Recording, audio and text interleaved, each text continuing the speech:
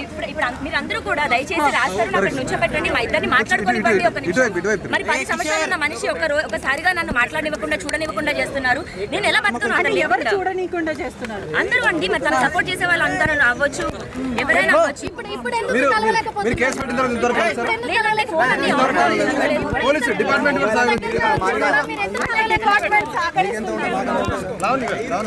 ఏమి తప్పు చేయని మనిషి ఎందుకు తప్పించుకుంటాడు? తప్పించుకొని వెళ్ళిపోతున్నాడు. సమాధానం చెప్పండి. వెళ్ళనివ్వండి, వెళ్ళనివ్వండి, వెళ్ళనివ్వండి. మీకు పెళ్ళైంది కదా, మీ భర్త మిమ్మల్ని వదిలేస్తే ఏంటి? నా భర్త నన్ను వదిలేశాడు, నాకు నా భర్త కావాలి, నాకు నా భర్త కావాలి. అన్నీ అయ్యాయండి. 10 ఏళ్ళు ఉన్నామండి. 10 ఏళ్ళు పెళ్ళంటున్నారు. 10 ఏళ్ళు ఉన్నాడండి నాతో. 10 ఏళ్ళు ఉన్నాడు. మీకు తాళి కట్టడం వీడియో కానీ ఫోటో కానీ అట్లాంటివి ఏమైనా ఉన్నాయా చెప్పండి.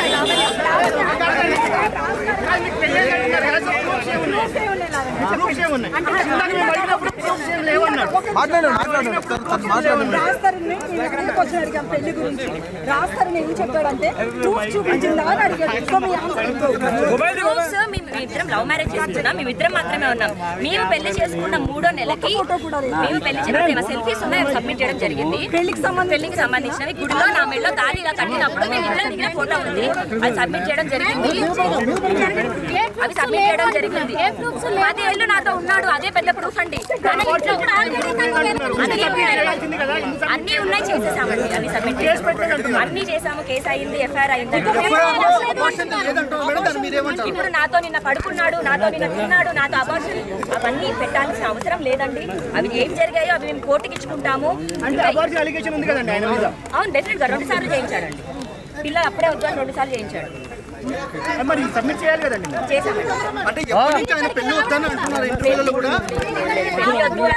బయట సమాజానికి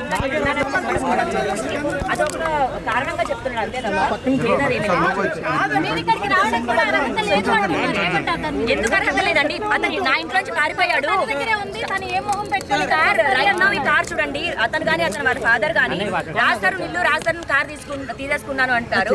నేను ఒక నార్మల్ అమ్మాయిని వాళ్ళ అతని ఇంట్లో ఉన్న మనిషిని తీసుకొని ఏదో కబ్జా చేయడానికో ఊరుకుంటారా? ఆకలి ఇస్తున్నారు, ఒకసారి పెడతారు, 2 సార్లు పెడతారు. 11 ఏళ్ళు ప్రూఫ్స్ అన్ని సబ్మిట్ చేయడం జరిగిందండి. లేవు అని అతను చూపించమనండి. ప్రూఫ్ ఉందని చూపించాను.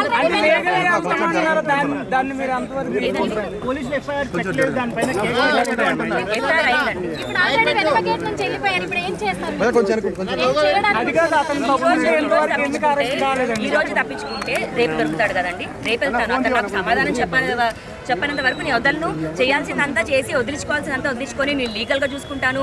మా లాయర్ మాట్లాడతాడు అంటే కరెక్ట్ కాదు. అదే అండి, ఇప్పుడు ఎందుకు అరెస్ట్ చేయట్లేదు అన్నది డెఫినెట్ గా. ఇప్పుడు అతను మరి అన్నది నాకు తెలియదు. నేను ఒక కామన్ అమ్మాయిని. నేను బయటకు వచ్చి న్యాయం కోసం పోరాడింది, మీడియా హెల్ప్ తీసుకుంది.